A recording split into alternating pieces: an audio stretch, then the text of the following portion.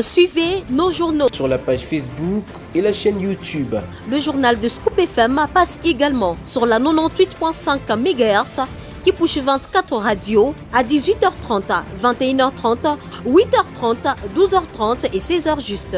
Et sur la 101.0 MHz, la radio communautaire Moïseni à 9h05, 13h03, 21h juste et sur Vox Congo. Téléchargez dès maintenant l'application Vox Congo pour être informé en boucle. Nos chaînes partenaires. Pour toute information, contactez le plus 243 97 62 31 319. Scoop FM, la neutralité réelle.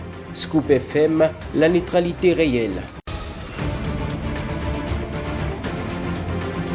C'est parti pour ces derniers journal du mois de février. Mesdames, messieurs, bienvenue à tous.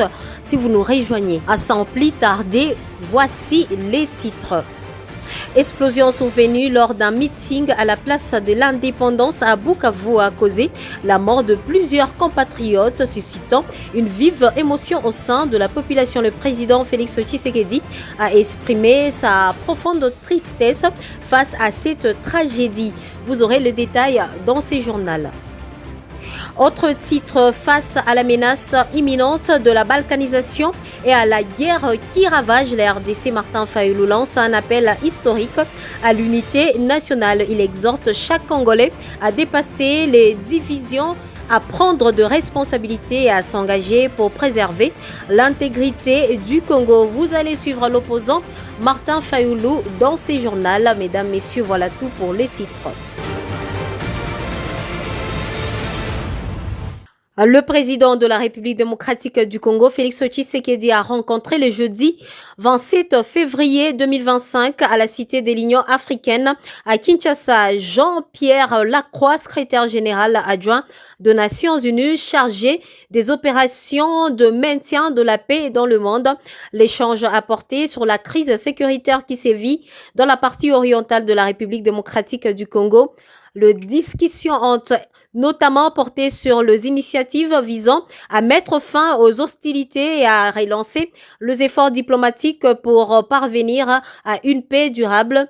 Jean-Pierre Lacroix a souligné l'importance de la résolution numéro 2773 du Conseil de sécurité de l'ONU adoptée à l'unanimité. Comme annoncé dans l'entame de ces journaux, jeudi 27 février, une tragédie a secoué la place de l'Indépendance à Bukavu où plusieurs compatriotes ont perdu la vie lors d'une explosion survenue pendant un meeting de l'AFC M23 animé par le seigneur de guerre Corneille Nangaa. Le président de la République démocratique du Congo a exprimé sa profonde douleur face à cette tragédie. Dans un communiqué rendu public quelques heures après l'événement, le chef de l'État a tenu à faire part de sa solidarité avec les victimes et à présenter ses sincères condoléances aux familles endeuillées, leur témoignant toute sa compassion dans ces moments difficiles. Félix Tshisekedi a également fermement condamné cet acte terroriste odieux qu'il attribue à une armée étrangère présente illégalement en République démocratique du Congo. Toujours au chapitre de la situation de Bukavu, le porte-parole du gouvernement a condamné l'explosion de bombes jeudi 27 février à la place de l'Indépendance de Bukavu, alors que Corneille Nangaa tenait un meeting. Selon le porte-parole du gouvernement, Patrick Muyaya, qui s'est exprimé jeudi lors d'un briefing presse aux côtés du ministre de la Santé publique, il s'agit d'un acte prémédité et perpétré par de hors-la-loi dans le but de faire porter le chapeau au gouvernement congolais. Patrick Muyaya, porte-parole du gouvernement dans cet extrait. Dans une ville qui est surarmée, parce que c'est l'armée rwandaise qui devrait assurer la sécurité, et donc on présume, il n'y a même pas besoin de présumer, des dispositions sécuritaires ont été prises pour quadriller tous les secteurs. Et donc, à quel moment on pouvait laisser de l'espace à des gens qui viendront agir après la tenue du meeting? Ici, on assiste au bourreau qui crie à la victime. Mais cela ne les dédouanerait pas parce que le ministre de la Santé disait tout à l'heure, on a déjà vu ce qu'ils font à Goma. On a vu ce qu'ils font à Bukavu quand ils sont arrivés.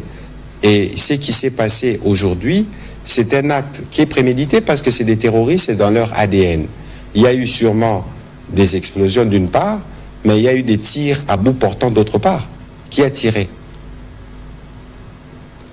Évidemment, il y aura... Mais tous ces éléments, c'est des éléments qui intéressent au plus haut point notre justice, mais aussi la Cour pénale internationale, mais aussi la mission qui viendra dans le cadre du Haut Commissariat pour le droit de l'homme, parce que tous ces faits doivent être élucidés. Comment vous pouvez imaginer, nous, vous voyez le ministre de la Santé qui se mobilise tous les jours pour s'assurer que nous apportons le soutien, les réconforts à nos populations, comment vous pouvez imaginer que le gouvernement soit derrière un tel acte? Tout ça, c'est du poison rwandais. Vous étiez en train de suivre le ministre de la Communication et Médias et porte-parole du gouvernement, Patrick Muyaya. Mesdames, Messieurs, ce journal se poursuit dans une interview exclusive accordée à Jeune Afrique le jeudi 27 février 2025. Jean-Marc Kabound, ancien président de l'Assemblée nationale et figure emblématique de l'opposition de la République démocratique du Congo, a partagé ses réflexions sur la situation politique actuelle du pays et la formation d'un nouveau gouvernement d'union nationale. Suivez le détail. Kabound a exprimé son scepticisme face à l'idée d'un gouvernement d'union, affirmant qu'il ne souhaite pas être associé à une démarche qu'il considère de la crise sécuritaire qui frappe le pays. Je refuse de cautionner une instrumentalisation politique de la crise sécuritaire, donc je ne suis ni demandeur ni preneur. J'avais refusé toute collaboration avec une justice aux ordres. Cette libération ne répare pas l'injustice. Le bilan est sans appel, sous Félix Tshisekedi, a fait savoir Jean-Marc Kabound.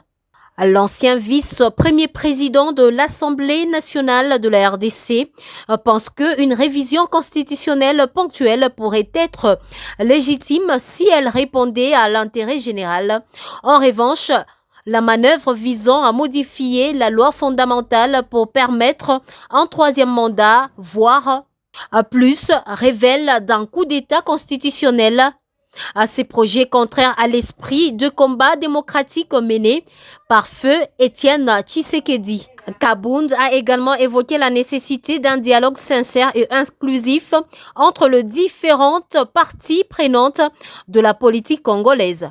Cette interview a également abordé les défis économiques et sociaux auxquels la RDC est confrontée, notamment la pauvreté et le chômage qui exacerbent les tensions sociales. En définitive, Jean-Marc Kabound a réaffirmé son engagement envers une politique des changements et de justice sociale, tout en appelant une mobilisation collective pour faire face aux défis actuels. En séjour à Lubumbashi, dans le Haut-Katanga, le président du Sénat, Jean-Michel Sama Lukonde, conjointement avec le gouverneur de la province, Jacques Aboula Katoué, et le président de l'Assemblée provinciale du Haut-Katanga, Michel Kabwe, ont réuni toutes les forces vives du Haut-Katanga au chapiteau du gouvernorat de province pour réitérer leur soutien au chef de l'État, Félix-Antoine Tshisekedi Tshilombo. Ils ont profité de cette même occasion pour mobiliser la population à la cohésion nationale pour contrer le Rwanda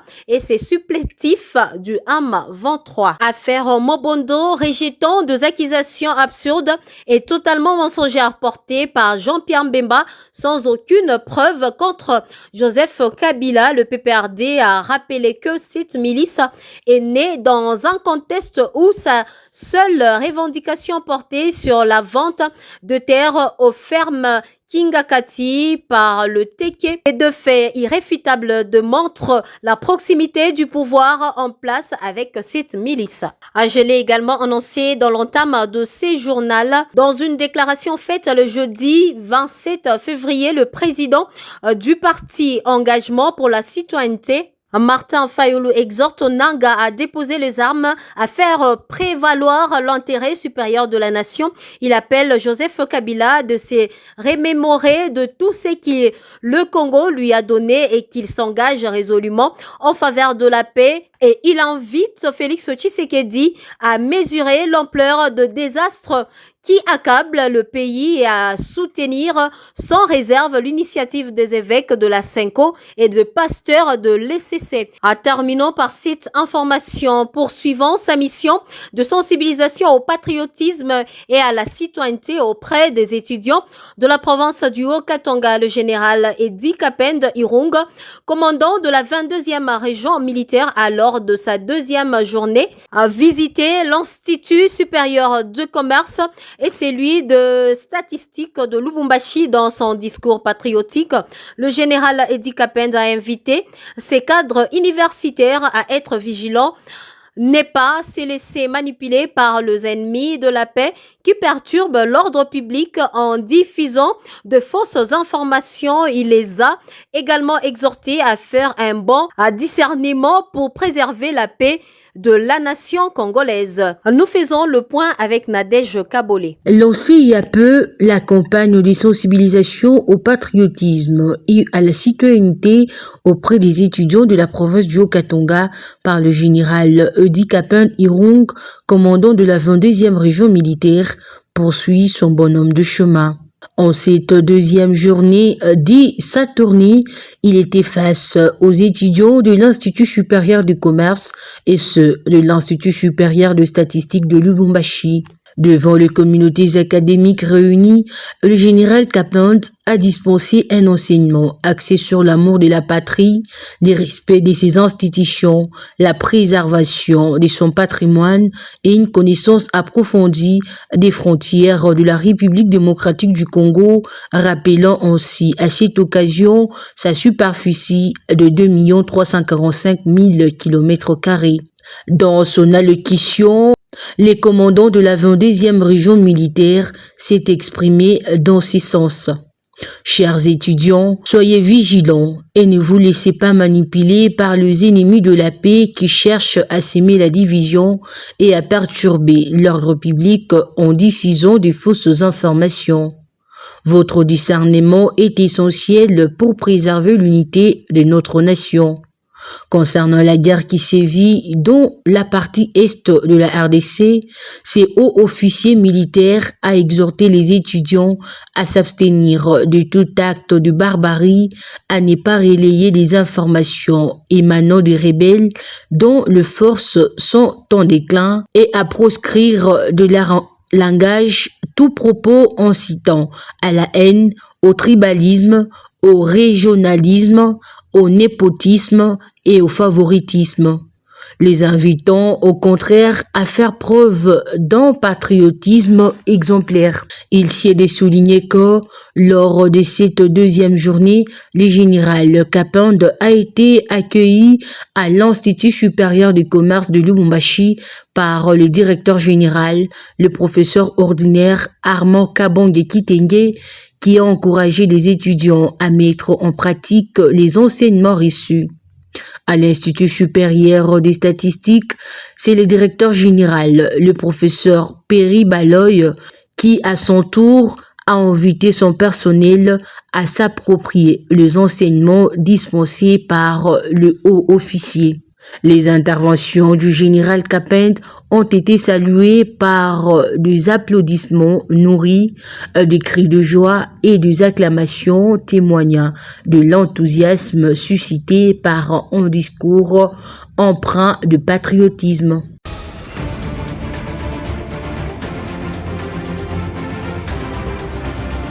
Vous informer, c'est notre devoir. C'était le journal de la rédaction. Merci à tous de l'avoir suivi. Merci à Marcel Mlumba qui nous a réalisé techniquement. Merci à Christian Mchompa qui était à la coordination. Devant ces micros, c'était Gracia Aklimali. Et bon début de week-end à tous.